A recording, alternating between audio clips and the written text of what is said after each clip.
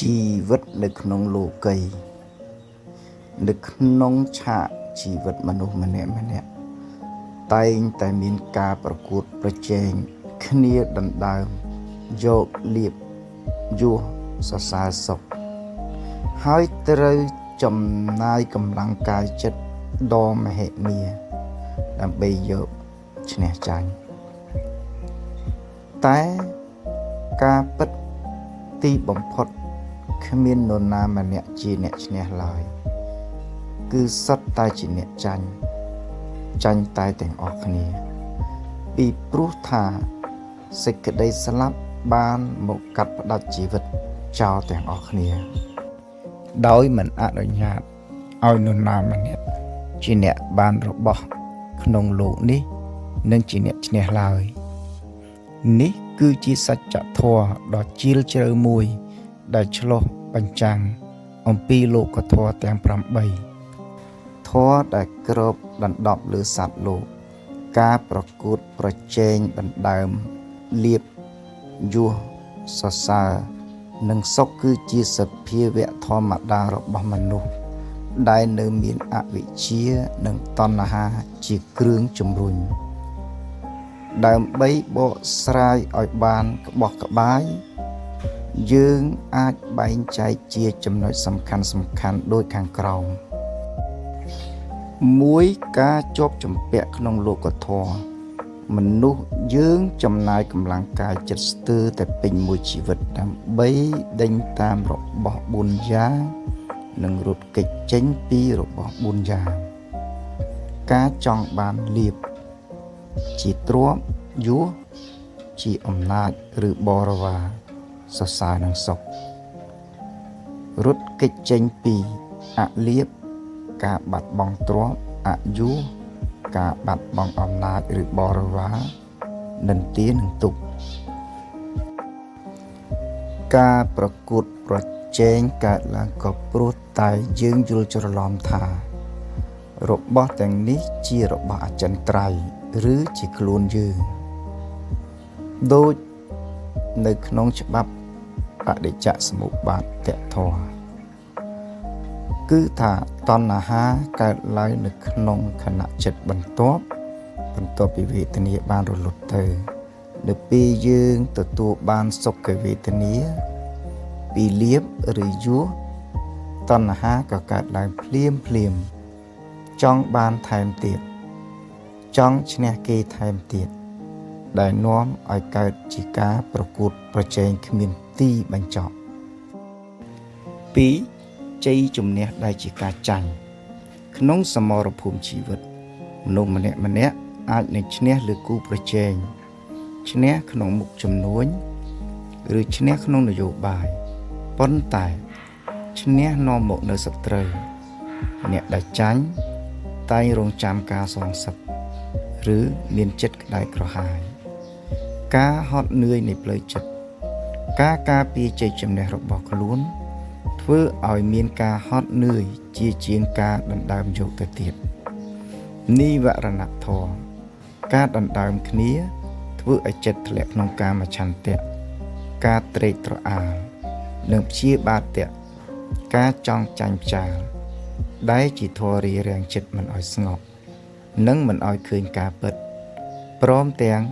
មិនឲ្យមានសេចក្តីសុខដល់ខ្លួនផងដែរ3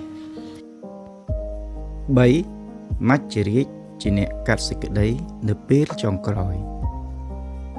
នេះគឺជាចំណុចស្លាប់រស់ដែលត្រូវតែលើកឡើងមិនថាបុគ្គលនោះមានអំណាចខ្លាំងកម្រិតណាមានទ្រព្យសម្បត្តិរាប់សិបលានឬច្រើនយ៉ាងណាឬមានកិត្តិយសល្បីល្បាញកម្រិតណាក៏ដោយសេចក្តីស្លាប់មិនដែលយោគយល់នៅពេលដង្ហើមចេញចូលចុងក្រោយមកដល់ជ័យជំនះទាំងអស់ប្រែជាអាសាបង់នៅតែខ្លួនទទេលៀបយោសរសើរសុខមិនអាចតាមទៅការពារយើងក្នុងរណ្ដៅសពបានឡើយអ្វីដែលតាមទៅគឺមានតែកម្មជាបុណ្យនិងជាបាបដែលយើងបានសាងក្នុងអំឡុងពេលប្រកួតប្រជែងនោះតែប៉ុណ្ណោះសេចក្តីសន្និដ្ឋាន ការពិតដែលថាគ្មានអ្នកឈ្នះគឺមានន័យថាយើងទាំងអស់គ្នាគឺជាអ្នកចាញ់ចំពោះច្បាប់ធម្មជាតិអនិច្ចំទុក្ខំអនត្តាមិនទៀងជាទុក្ខនិងមិនមែនជាតួខ្លួនការខំប្រឹងប្រែងដើម្បីរស់នៅជារឿងត្រឹមត្រូវប៉ុន្តែការប្រកួតប្រជែងដោយសេចក្តីលោភលន់និងភាពវង្វេងវង្វាន់គឺប្រៀបដូចជាការកសាងប្រាសាទខ្សាច់នៅមាត់សមុទ្រទោះស្អាតនិងធំប៉ុណ្ណាក៏គង់តែត្រូវរលកនៃសេចក្តីស្លាប់បោកបក់រលាយបាត់អស់ដដែលដើម្បីគុំឲ្យចាញ់ទាំងស្រុងមនុស្សគួរងាកមកប្រកួតប្រជែងនឹងចិត្តខ្លួនឯងដើម្បីយកឈ្នះលើលោភៈទោសៈនិងមោហៈវិញជ័យជំនះលើខ្លួនឯងគឺជាជ័យជំនះដែលសេចក្តីស្លាប់មិនអាចរំលាយបានកាលដែលមានបញ្ញាដឹងថាច្បាប់ធម្មជាតិគឺអនិច្ចំទុក្ខំនិងអនត្តាមិនទៀងជាទុក្ខនិងមិនមែនជាតួខ្លួនកាលបើចិត្តយើងយល់ព្រមទទួលស្គាល់ការពិតនៃធម្មជាតិហើយការរស់នៅនឹងមានភាពធូរស្រាលជាងមុនដើម្បីកុំឲ្យយើងក្លាយជាអ្នកចាញ់ដែលបាត់បង់អ្វីៗទាំងអស់នៅពេលចុងក្រោយយើងអាចអនុវត្តវិធីសាស្ត្ររស់នៅក្នុងលោកតែមិនជាប់ក្នុងលោកដូចខាងក្រោម1បដូរពីការដណ្ដើមមកជាការបំពេញតួនាទីក្នុងសង្គមយើងមិនអាចបោះបង់ការងារឬការរកស៊ីបានឡើយប៉ុន្តែយើងអាចបដូរចិត្តគំនិតបានធ្វើការដើម្បីលទ្ធផលមិនមែនដើម្បីមានអ្នកខំប្រឹងរកលាភសក្ការៈនិងយសស័ក្តិដើម្បីយកមកចិញ្ចឹមជីវិតនិងធ្វើជាមធ្យោបាយជួយសង្គមមិនមែនដើម្បីបង្អួតឬជន់ឈ្លីអ្នកដទៃមើលឃើញរបស់ទាំងនោះជារបស់ខ្ចីគេមន្ត្រីខ្ចីបុណ្យស័ក្តិអ្នកជំនួញខ្ចីទ្រព្យកាលណាដឹងថាជារបស់ខ្ចីគេចិត្តនឹងមិនសូវឈឺចាប់នៅពេលត្រូវសងទៅគេវិញនោះឡើយ2យកឈ្នះសេចក្តីលោភលន់ដោយសេចក្តីស្កប់ស្កល់សេចក្តីស្កប់ស្កល់មិនមែនជាការឈប់ធ្វើអ្វីនោះទេប៉ុន្តែជាការពេញចិត្តនឹងអ្វីដែលខ្លួនមានក្រោយពេលបានខំអស់ពីសមត្ថភាពនៅពេលយើងមានសន្តោសការប្រកួតប្រជែងនឹងប្រែទៅជាការចែករំលែកយើងនឹងមិនធ្លាក់ក្នុងអន្ទាក់នៃនិវរណធម៌ដូចជាការចរណែនឈ្នានេះដែលធ្វើឲ្យចិត្តក្តៅក្រហាយនិងរងនៅសេចក្តីទុក្ខ3បណ្ដុះអរិយទ្រព្យទ្រព្យដែលសេចក្តីស្លាប់ប្លន់មិនបានខណៈពេលដែលមនុស្សដទៃខំដណ្ដើមទ្រព្យក្រៅខ្លួនយើងគួរឆ្លៀតពីសន្សំទ្រព្យក្នុងខ្លួនដែលរួមមានសទ្ធាជឿលើអំពើល្អសិលការរស់នៅដោយមិនបៀតបៀនអ្នកដទៃមិនឈ្នះគេលើគំនោទុករបស់អ្នកដទៃចាគៈការលះបង់កាត់បន្ថយភាពកំណាញ់និងការចង់បានហួសប្រមាណបញ្ញាការយល់ដឹងច្បាស់ពីសភាវៈពិតនៃជីវិត4ការរស់នៅជាមួយបច្ចុប្បន្នខណៈនៅក្នុងច្បាប់បដិច្ចសមុប្បាតតណ្ហាកើតឡើងបន្ទាប់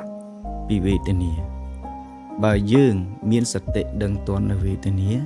មិនថាជាសុខឬជាទុក្ខនោះទេនោះតណ្ហានឹងមិនអាចបង្កប់ខ្លួនមកជំរុញឲ្យយើងចង់ឈ្នះចង់ចាញ់ឬចង់បានមិនចេះចប់មិនចេះហើយឡើយសេចក្តីសន្និដ្ឋានការឈ្នះដែលពិតប្រាកដមិនមែនឈ្នះលើអ្នកដទៃឡើយប៉ុន្តែគឺជាការឈ្នះលើអាត្មានិយមរបស់ខ្លួនឯងនៅពេលសេចក្តីស្លាប់មកដល់យើង ដែលឈ្នះខ្លួនឯងនឹងចាកចេញទៅដោយភាពស្ងប់ស្ងាត់និងសន្តិភាពចំណែកអ្នកដែលខំដណ្ដើមលោកធម៌នឹងចាកចេញទៅដោយភាពវិលវល់និងការស្ដាយក្រោយតែប៉ុណ្ណោះឥឡូវនេះយើងងាកមកយល់ដឹងអំពីអរិយទ្រព្យ7យ៉ាងអរិយទ្រព្យ7យ៉ាងគឺជាការបង្ហាញផ្លូវដើម្បីកសាងទ្រព្យសម្បត្តិដែលមាំមួនបំផុតដែលសូម្បីតែសេចក្តីស្លាប់ក៏មិនអាចរំលាយបានហើយចោរឬអន្តរាយផ្សេងក៏មិនអាចប្លន់យកបានដែរនេះគឺជាទ្រព្យសម្រាប់អ្នកឈ្នះពិតប្រាកដក្នុងវាវដ្តសង្សារអរិយទ្រព្យ7យ៉ាងទ្រព្យទាំងនេះមិនមែនជាមាសប្រាក់ប៉ុន្តែជាគុណធម៌ដែលដិតជាប់ក្នុងខណៈចិត្ត1សទ្ធាគឺជឿលើហេតុនិងផលជឿលើអំពើល្អនិងការត្រាស់ដឹងរបស់ព្រះសម្មាសម្ពុទ្ធនៅក្នុងលោកដែលពោពេញទៅដោយការប្រកួតប្រជែងដណ្ដើមគ្នាមនុស្សដែលមានសទ្ធានឹងមិនរារែកក្នុងការធ្វើសេចក្តីល្អទោះបីជាគ្មានអ្នកឃើញក៏ដោយសទ្ធាប្រៀបដូចជាគ្រាប់ពូជដែលផ្ដល់នូវផលជាសេចក្តីសុខ2សិលគឺការរក្សាកាយវាចាឲ្យមានរបៀបរៀបរយមិនបៀតបៀនអ្នកដទៃក្នុងសមរភូមិជីវិតបើយើងឈ្នះដោយការកុហកឬកេងប្រវ័ញ្ចយើងនឹងចាញ់សីលធម៌ខ្លួនឯងការមានសិលធ្វើឲ្យយើងរស់នៅដោយអង់អាចមិនភ័យខ្លាចចំពោះទោសកំហុសឬការរិះគន់3ហិរិគឺសេចក្តីខ្មាស់អៀនចំពោះការធ្វើអំពើបាបមនុស្សដែលមានហិរិគឺមានកញ្ចក់ឆ្លុះសម្រាប់មើលចិត្តខ្លួនឯងមុននឹងដណ្ដើមលៀបយោសរសើរសុខដោយខុសធម៌គេនឹងមានអារម្មណ៍ខ្មាស់ខ្លួនឯងនេះជាទ្រព្យដែលការពារយើងមិនឲ្យធ្លាក់ទៅក្នុងអបាយភូមិ4អតបៈគឺសេចក្តីខ្លាចរអាចំពោះផលនៃបាបគេដឹងថាការឈ្នះដោយការបៀតបៀននឹងផ្ដល់ផលជាទុក្ខនៅថ្ងៃក្រោយហិរិនិងអតបៈត្រូវបានហៅថាលោកកបាលធម៌ធម៌រក្សាលោកដែលធ្វើឲ្យមនុស្សខុសពីសត្វធាតុ5ពាហុសច្ចៈគឺការជាបុគ្គលដែលបានឮបានដឹងនិងបានរៀនសូត្រច្រើនក្នុងធម៌ដែលល្អការមានចំណេះដឹងត្រឹមត្រូវដឹងពីអ្វីដែលគួរនិងមិនគួរធ្វើឲ្យយើងមិនវង្វេងដេញតាមស្រមោលនៃលាភសក្ការៈដែលឥតខ្លឹមសារ6ចាគៈគឺជាការលះបង់នេះគឺជាចំណុចសំខាន់បំផុតដើម្បីបំបែកតណ្ហាមនុស្សទូទៅខំប្រមូលប៉ុន្តែអ្នកមានអរិយទ្រព្យខំលះបង់ការលះបង់ទ្រព្យជួយសង្គមនិងការលះបង់អស្មិវិនៈការប្រកាន់ខ្លួនធ្វើឲ្យចិត្តស្រាលនិងមិនជាប់ជំពាក់នៅពេលត្រូវចាកចេញពីលោកនេះ7បញ្ញា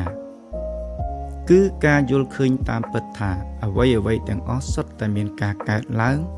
និងវិនាសទៅវិញជាធម្មតាបញ្ញាគឺជាមេទ័ព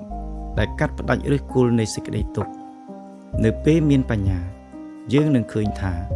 ការប្រកួតប្រជែងយកឈ្នះចាញ់ក្នុងលោកនេះគ្រាន់តែជាល្បែងក្មេងលេងមួយពេលតែប៉ុណ្ណោះហេតុអ្វីបានជាអរិយទ្រព្យសំខាន់ជាងទ្រព្យខាងក្រៅទ្រព្យខាងក្រៅដូចជាលៀបយសសរសើរសុខត្រូវការយាមកាមខ្លាចគេប្លន់វារលាយបាត់ពេលស្លាប់សុខលាយឡំដោយការព្រួយបារម្ភឈ្នះម្នាក់នៅសល់ម្នាក់ទៀតឈ្នះម្នាក់ទៀតនៅសល់ម្នាក់ផ្សេងទៀតរបៀបនេះរហូតគ្មានត្រើយអរិយទ្រព្យសិលបញ្ញានៅក្នុងចិត្តគ្មាននរណាដណ្ដើមបានជាប់ជានិស្ស័យទៅជាតិក្រោយសុខស្ងប់និងមានសន្តិភាពផ្លូវចិត្តឈ្នះខ្លួនឯងមិនបានធ្វើឲ្យនរណាខូចចិត្ត ការអនុវត្តក្នុងជីវិតជាក់ស្ដែងយើងមិនចាំបាច់ទៅបួសឬលះបង់ការងារដើម្បីមានអរិយទ្រព្យនោះទេគ្រាន់តែរាល់ពេលដែលយើងប្រកបរបរចិញ្ចឹមជីវិតសូមដាក់បញ្ចូលនៅសិលនិងបញ្ញានៅពេលយើងធ្វើការដោយស្មោះត្រង់យើងកំពុងសន្សំអរិយទ្រព្យហើយនៅពេលយើងដឹងទាន់ថាចិត្តចង់ឈ្នះគេហើយកាត់បន្ថយវាបានយើងកំពុងឈ្នះសង្គ្រាមខាងក្នុងហើយទ្រព្យខាងក្រៅគ្រាន់តែជាគ្រឿងតុបតែងជីវិតឲ្យរស់នៅស្រួលមួយគ្រាប៉ុន្តែអរិយទ្រព្យគឺជាស្បៀងពិតប្រាកដសម្រាប់ដំណើរជីវិតដ៏វែងឆ្ងាយ